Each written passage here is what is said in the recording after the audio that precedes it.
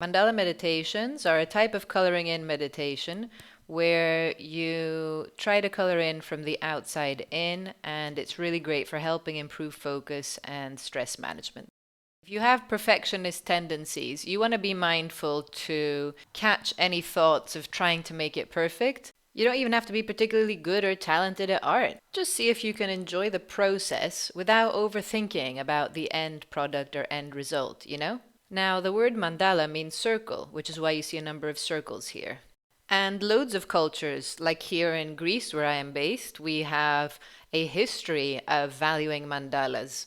That dates back to ancient times, and you see that very clearly in archaeological museums. When we are focusing our attention on one thing, then we are meditating, whether that is playing the piano and being fully present, or coloring in a mandala, which is what I'm doing here.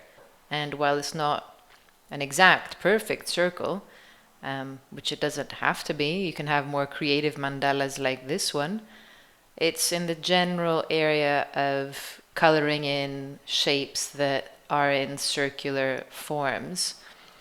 That is also a meditative practice if you do it regularly, like for 5 minutes a day or 10 minutes a day. I first started practicing coloring in meditations during the first lockdown, a few days in 2020, when I suspect I had COVID. The school where I used to work was among the first to be hit, the school community, and there were kids who had COVID who'd come to school before the lockdown happened.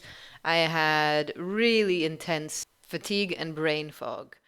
I wasn't able to access a COVID test at the time, so I'll never know if it really was COVID or not, but what I do know is when I tested positive for COVID 2 years later, I had the exact same massive brain fog and fatigue symptoms that hit hard out of the blue and lasted for 4 weeks. So that's how I started practicing coloring in meditations. If you're wondering, well, how long do you do a mandala meditation for? Like, how long do you have to actually color in to feel the benefits? The answer is it depends, and only you can figure that out. Initially, I needed 20 minutes to really be ready and grounded and present to make the most of my working day and stay productive. And I enjoyed it so much that in the end I kept it going for months and months, even during the holidays. And I didn't need to do it for 20 minutes anymore. As time went by, I only needed 15 and eventually 10 and eventually 5. But that's the joy of exploring and experimenting with new techniques for helping us focus. You can adjust it depending on what your body needs at any given time and what you're going through at any given time. And only you know what you're going through because it's your life and you're living it. So only you can decide what stress management tools or exercises you want to play around with and practice and turn into a daily habit at any given time to help yourself focus, relieve stress, and stay productive and motivated. Personally, it was freeing to not have to care about whether you're doing it, well or not, or whether it's just so and the colors are matching, and it's the one space where you don't have to do it because it's being evaluated or because it's something that will help someone else. It was just for me. It was just for my pleasure, for me to enjoy something that I'm doing just for me, just for fun, and something that allowed me to start my day with literally something to look forward to that was I want to, in a sea of I have tos, of all the musts and shoulds and all our responsibilities. That's part of what comes with becoming an adult who has choices and is free to choose. With that comes responsibilities, and so there are certain things that we just have to do because it's part of being a mature adult, even if it's not always fun. This was the thing that I was doing that was just for fun. It was just for me.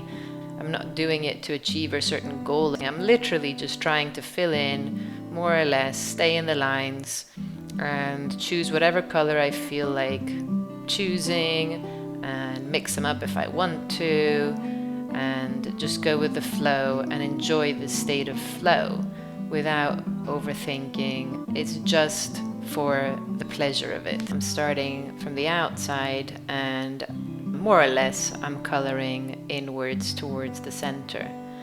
And that's something that generally I try to practice, and you can try that as well when you're coloring in a mandala meditation. You can find one you like by searching online. There are Greek mandalas, Chinese mandalas, Australian Aboriginal mandalas, Celtic mandalas or African mandalas, Aztec mandalas. This circular form is universal, and I think that intuitively people from no matter where you are in the world, cultures have come to realize that there's something powerful about working with circular forms.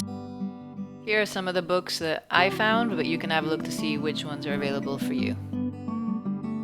The way I first learned about this movement type of meditation was through collaborating with a school leader, the MYP coordinator, Andrew Mitchell at BEPS International School of Brussels. He'd written an article on how he discovered that doing these mandala meditations was more helpful for some of his students who were struggling to concentrate. He was inspired to try it out when one of his students said that the breathing exercises at the start of the day were relaxing, but it was then hard to concentrate because she almost felt too relaxed to concentrate. So when a few months later I was struggling to concentrate and I happened to see this book of mandalas in my nearby corner store, and I was like, oh, I remember that article that I was editing, for my blog, for my audience, my social media audience, and for my newsletter of international schools and parents and teachers. And so I was like, let me try it. I need this right now. And, that's what I want to leave you with as a message, that this might not be a tool or a technique or a type of meditation that you enjoy, or that you actually try it out and you find, well, it's not actually what you need right now, but it might be at some point later. Or it might just be the principle of being open, throughout your life at whatever age, to just have a growth mindset, get out there, try something new, try new techniques, and just keep learning, keep exploring. And if you're thinking, well, I'm not sure I want to try this because I already do something similar. I doodle in class to help me focus when the teacher is explaining something. I just invite you to reflect on how when we doodle, we kind of go from the inside out. So it kind of scatters our thinking. Whereas when we're doing a mandala meditation or moving from the outside in, we're literally focusing in and zooming in our focus and attention and mirroring the process of coming into focus and concentrating.